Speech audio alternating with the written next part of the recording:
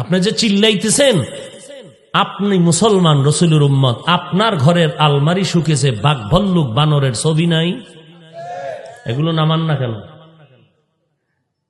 আপনার বাচ্চাকে কান্না বন্ধ করার জন্য পুতুল কিনেন নাই, নামান না কেন?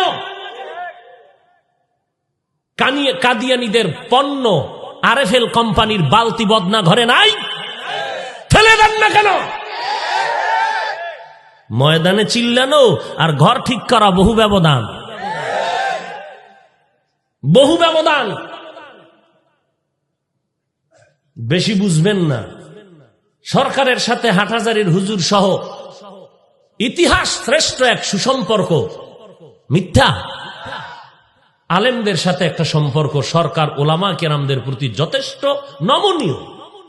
আমাদের মুরব্বীরা, এরপর আমি তো বসে নাই, আমার মুরব্বী ওলামায়ে কেরাম অন্য লাইনে যেভাবে যাকে পারি আমার ওয়েতে আমি বুঝাইতেছি, বলতেছি, ফোনে পারি, সরাসরি পারি, যে একটা হওয়া উম্মতের যেন কোনো বিশৃঙ্খলা না হয়, মানুষ যেন বিভ্রান্তের মধ্যে না পড়ে। সরকার তো আলেমদের প্রতি মহব্বত আছে, সবাই গিয়া সরকারের সাথে বসে একটা সমাধানের চিন্তা করুক। ওলামায়ে কেরাম যেদিকে আমাদেরকে ইশারা দিবেন আমরা সেদিকেই যাব। আমরা মন মতো তো চলি না, চলবো না, কারণ আমরা আদর্শ নবীর আদর্শের উম্মত। এর থেকে আর ভালো কথা আমার জানা নাই। এরপর যদি আমি দালাল, আমার কিছু করার নেই। বর্তমান যে পরিস্থিতি সারা দেশের,